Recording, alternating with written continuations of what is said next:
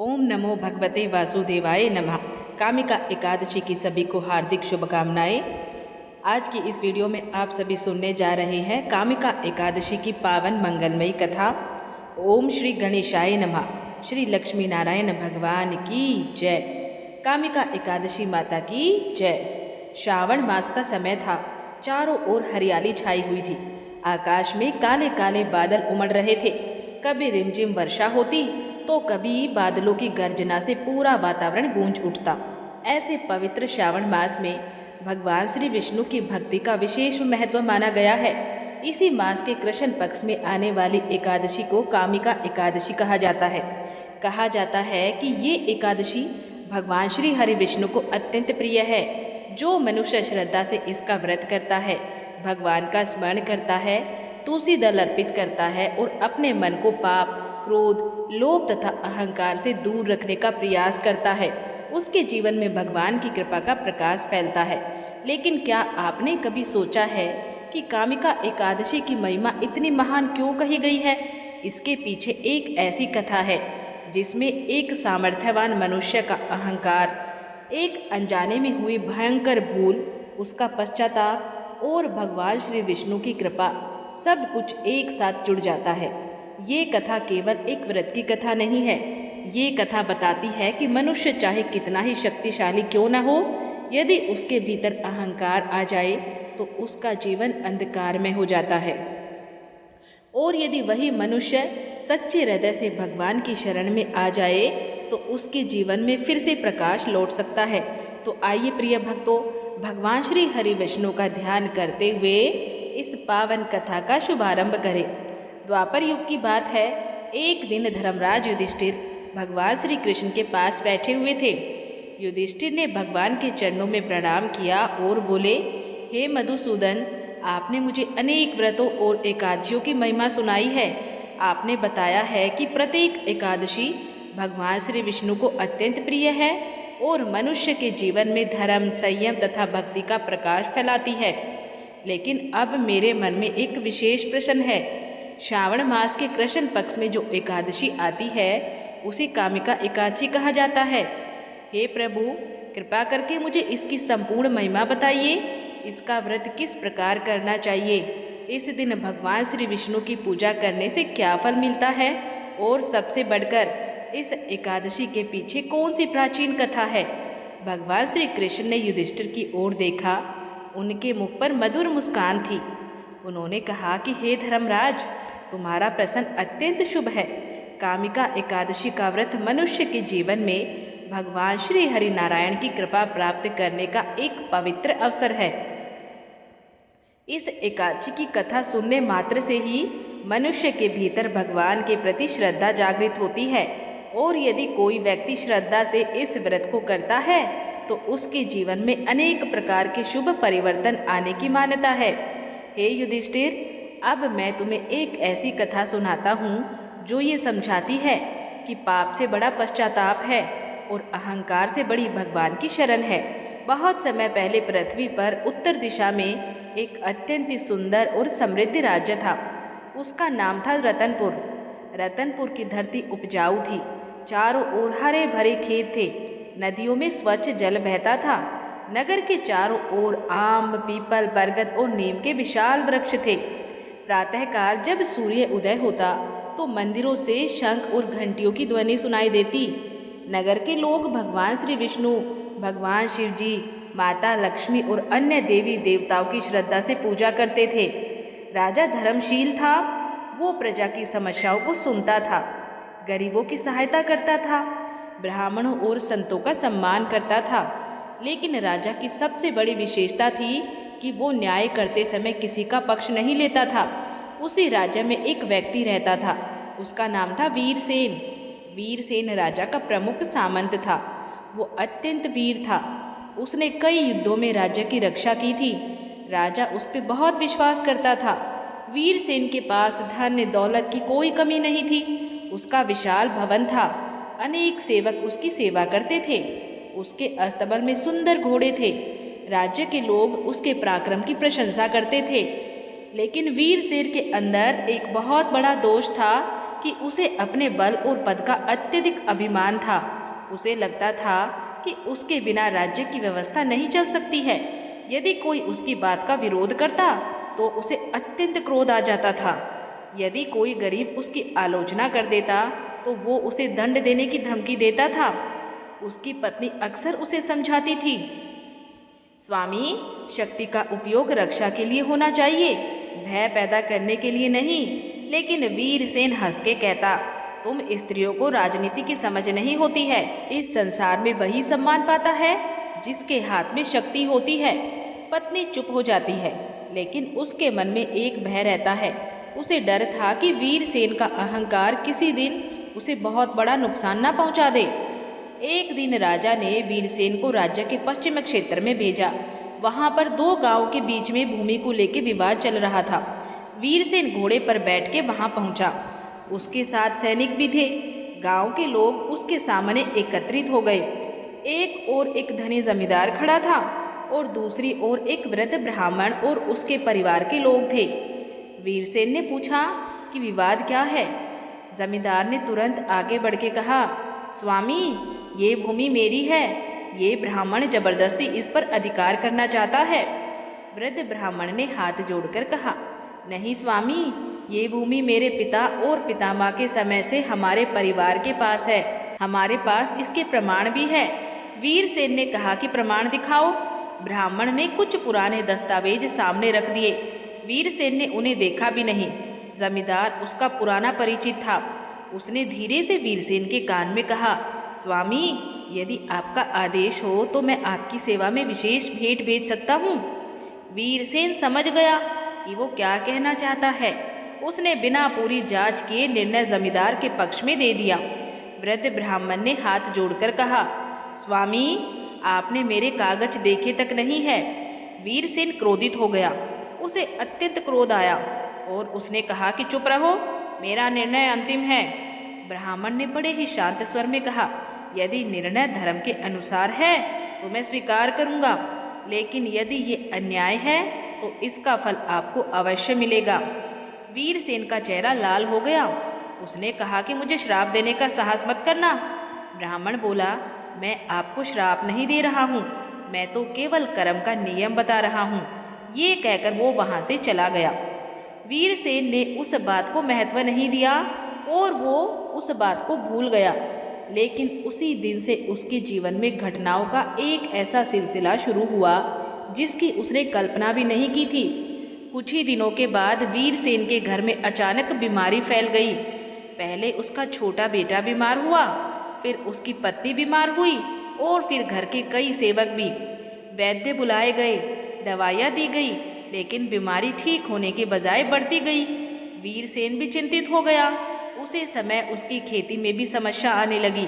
बारिश समय पर नहीं हुई, फसल सूखने लगी, उसके व्यापार में घाटा होने लगा। जिस व्यक्ति ने कभी धन की कमी नहीं देखी थी, अब उसे पहली बार अपने खजाने की चिंता होने लगी थी। एक रात वो अकेले बैठा था। बाहर तेज हवा चल रही थी, बादल गरज रहे थे। तभी उसे अचानक उस वृद्ध ब्राह्मण की बात याद आई, यदि ये अन्याय है तो इसका फल आपको अवश्य मिलेगा। वीरसेन बेचैन हो उठा। उसने अपना सिर पकड़ लिया और सोचने लगा कि क्या सचमुच मेरे साथ ये सब उसी अन्याय के कारण हो रहा है। अगली सुबह उसने अपने सैनिकों को आदेश दिया, उस ब्राह्मण को खोजकर मेरे पास लाओ। सैनिक पूरे गांव में उसे खोजने लगे, लेकिन ब्राह्मण कहीं नहीं मिला। किसी ने बताया कि वो तो पिछले कुछ दिनों से गांव के बाहर पुराने श्री विष्णु मंदिर में ठहरा हुआ है। वीरसेन तुरंत वहां उस मंदिर में पहुंचा। वो मंदिर बहुत पुराना था। मंदिर के चारों ओर तुलसी के पौधे लगे थे। भीतर भगवान श्री विष्णु की सुंदर प्रतिमा विराजमान थी। दीपक जल रहा था। वहीं पे वो वृद्ध ब्राह्मण भगवान श्री विष्णु के सामने बैठ के मंत्र जाप कर रहा था। वीरसेन उसके सामने जाके खड़ा हो गया। कुछ क्षण तक वो कुछ नहीं बोल पाया। फिर उसने कहा कि ब्राह्मण देवता। ब्राह्मण ने अपनी आंखें खोली। आओ पुत्र। वीरसेन ने कहा कि मैं आपके पास क्षमा मांगने आया हूँ। ब्राह्मण ने बड़े ही शांत स्वर में पूछा, किस बात की क्षमा? वीरसेन की आंखें झुक गई और उसने कहा कि जिस भूमि का विवाद था, मैंने बिना पूरी बात जाने अपना निर्णय सुना दिया था। मैंने आपके साथ अन्याय किया। ब्राह्मण बोला, तो अब तुम्हें अपनी भूल समझ में आ गई है? उसने कहा कि हाँ। और क्या तुम अपना निर्णय बदलोगे? हाँ, ब्राह्मण मुस्कुराया। तो फिर तुम्हारा सबसे बड़ा उपचार शुरू हो गया है? वीरसेन ने आश्चर्य से पूछा। कि क्या? ब्राह्मण ने कहा कि पश्चाताप। वीरसेन चुप रहा। ब्राह्मण ने आगे कहा, धन से बहुत कुछ खरीदा जा सकता है, लेकिन मन की शांति नहीं। शक्ति से लोगों को झुकाया जा सकता है, लेकिन भगवान को नहीं। भगवान के सामने केवल सच्ची भक्ति और निर्मल हृदय चलता है। वीरसेन ने पूछा कि अब मुझे क्या करना चाहिए? तब ब्राह्मण ने कहा कि कुछ ही दिनों के बाद श्रावण कृष्ण पक्ष की एकादशी है, कामिका एकादशी। उस दिन भगवान श्री विष्णु की श्रद्धा पूर्वक पूजा करना, व्रत का संकल्प लेना, अपने अहंकार का त्याग करना, जरूरतमंदों की सेवा करना और जिस व्यक्ति के साथ अन्याय किया है उसका अधिकार वापस करना। वीरसेन ने उसी समय प्रण किया कि मैं ऐसा ही करूँगा। दिन बीतते गए। कामिका एकादशी की पूर्व संध्या आ गई। वीरसेन ने अपने जीवन में पहली बार स्वयं को इतना असहाय महसूस किया था। उसने अपने विशाल भवन में सबको बुलाया और उसने कहा कि कल मैं कामिका एकादशी का व्रत करूँगा। आज से मेरे घर में किसी प्रकार का झूठ, छल या अन्याय नहीं होगा। उसकी पत्नी ने भगवान को धन्यवाद दिया। रात को वीरसेन ने अपने खजाने का एक भाग गरीबों के लिए अलग किया। फिर उसने अपने सेवकों से कहा कि कल जो भी जरूरतमंद हमारे द्वार पर आए उसे खाली हाथ मत लौटाना। उस रात वो देर तक भगवान श्री विष्णु की प्रतिमा के सामने बैठा रहा और उसने कहा कि हे नारायण, मैंने अपने जीवन में शक्ति का गलत उपयोग किया, मुझे क्षमा करें। उसकी आंखों से आंसू बहने लगे। प्रातःकाल ब्रह्म मुहूर्त में वीरसेन उठा। उसने स्नान किया, स्वच्छ वस्त्र पहने, भगवान श्री विष्णु के मंदिर को साफ किया।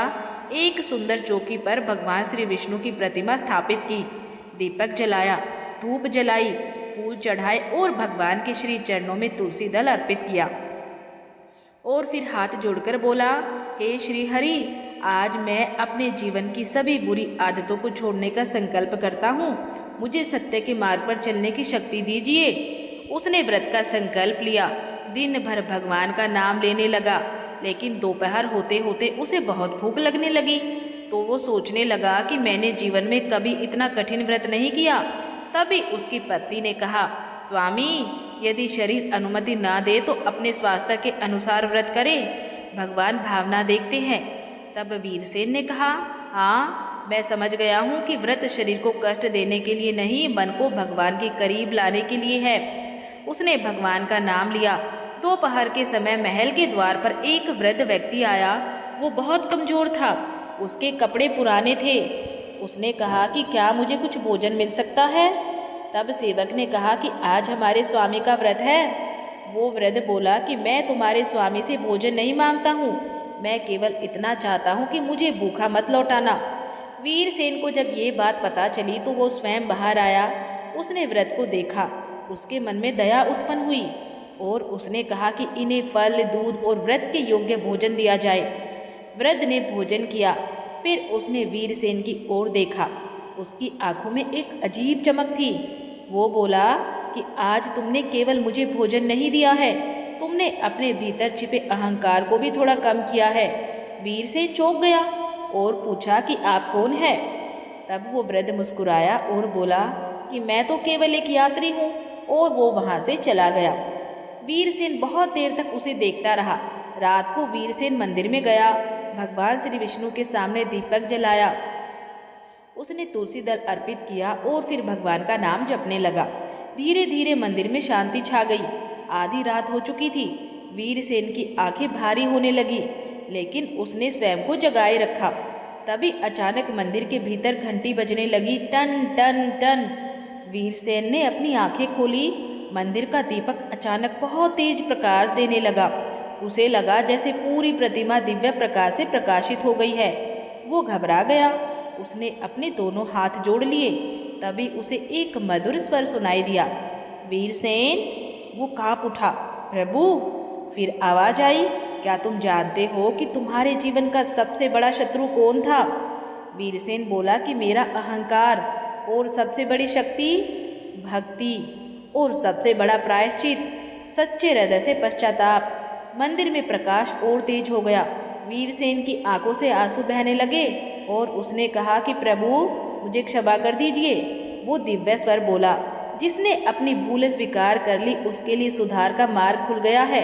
तब वीरसेन ने कहा कि प्रभु मुझे धन नहीं चाहिए, तो फिर क्या चाहिए? मुझे ऐसा हृदय चाहिए जो किसी को दुख न दे। कुछ क्षण तक मौन रहा वो। फिर स्वर आया कि यही तुम्हारी सबसे बड़ी प्रार्थना है। और अचानक प्रकाश शांत हो गया।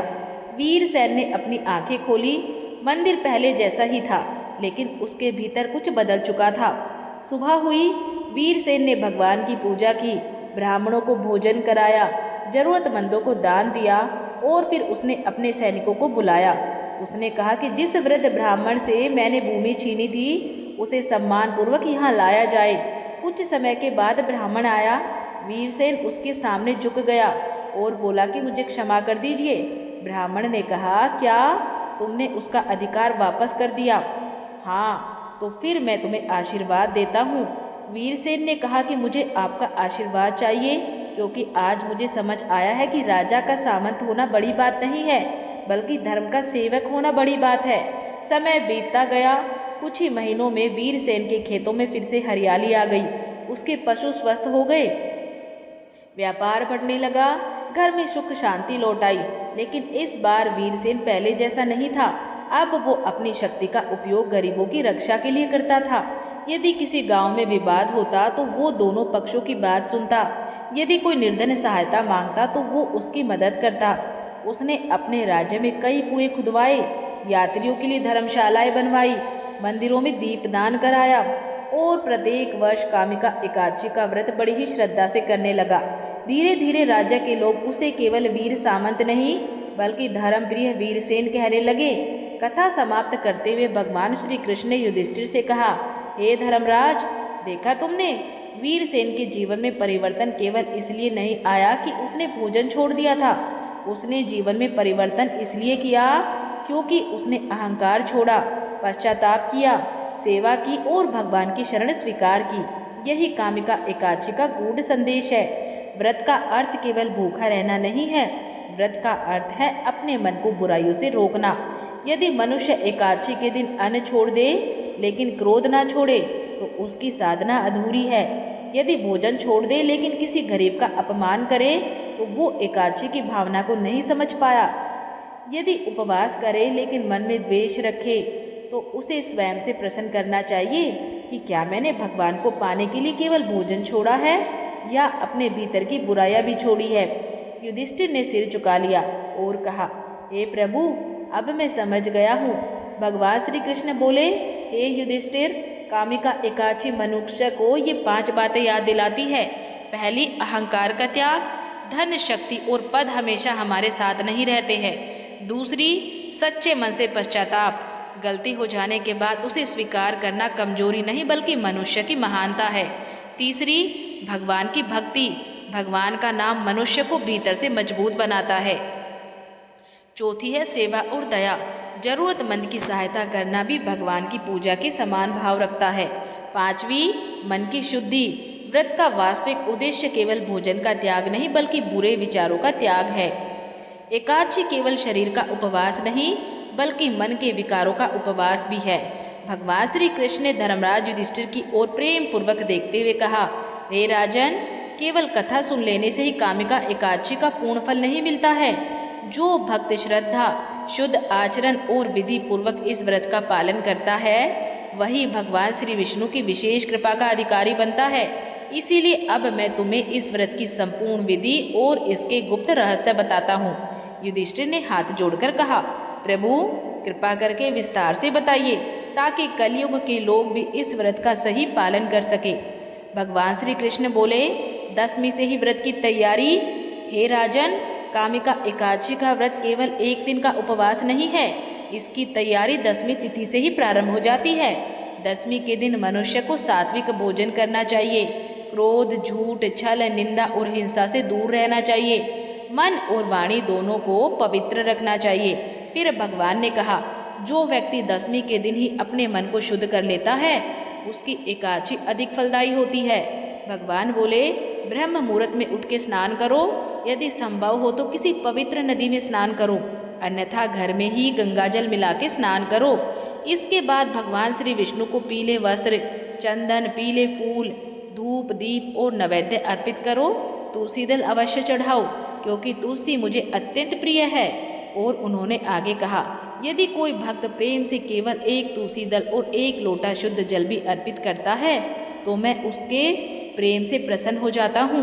भगवान ने युधिष्ठिर से कहा, इस दिन ओम नमो भगवते वासुदेवाय महामंत्र का जप अवश्य करना चाहिए। विष्णु सहस्त्र नाम, श्रीमद् भागवत गीता या फिर श्री हरि के नामों का कीर्तन करना भी अत्यंत शुभ है। जो भक्त दिन भर हरि नाम का स्मरण करता है उसके मन के विकार धीरे धीरे समाप्त होने लगते हैं। युधिष्ठिर ने पूछा, प्रभु एकादशी की रात्रि में जागरण क्यों किया जाता है? भगवान मुस्कुराकर बोले, हे राजन, जिस प्रकार संसार के लोग विषय वासनाओं के लिए रात भर जागते हैं, उसी प्रकार जो भक्त मेरे नाम के लिए एक रात जागता है उसका मन संसार के बंधनों से मुक्त होने लगता है। जागरण केवल शरीर का नहीं, आत्मा का भी होता है। भगवान ने गंभीर स्वर में कहा, एकादशी के दिन चावल का सेवन नहीं करना चाहिए। तामसिक भोजन, मदिरा, मांस, लहसुन, प्याज और किसी भी प्रकार के नशे से दूर रहना चाहिए। क्रोध करना, किसी का अपमान करना, झूठ बोलना, चुगली करना और किसी प्राणी को कष्ट देना भी इस दिन वर्जित है। उन्होंने आगे कहा, यदि कोई मनुष्य भूखा रहकर भी क्रोध और अहंकार नहीं छोड़ता तो उसका व्रत अधूरा रह जाता है।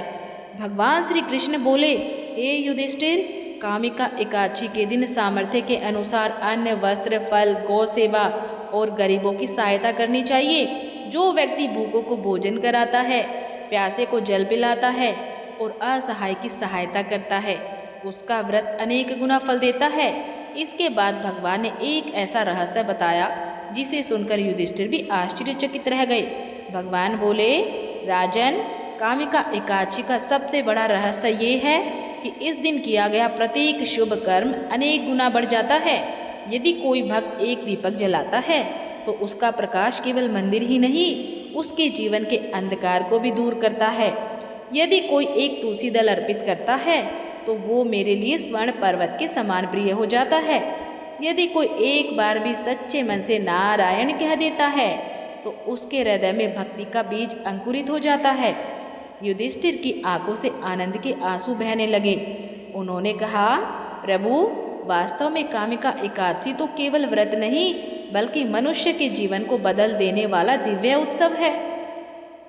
भगवान श्री कृष्ण ने बड़े ही प्रेम से उत्तर दिया, हाँ राजन, और जो भक्त इस व्रत का पालन श्रद्धा, दया, सत्य और भक्ति के साथ करता है उस पर माता लक्ष्मी भी सदैव प्रसन्न रहती है। इसके बाद भगवान ने कामिका एकादशी के इन अद्भुत फलों का वर्णन करना आरंभ किया जिन्हें सुनकर देवता भी आश्चर्यचकित हो जाते हैं।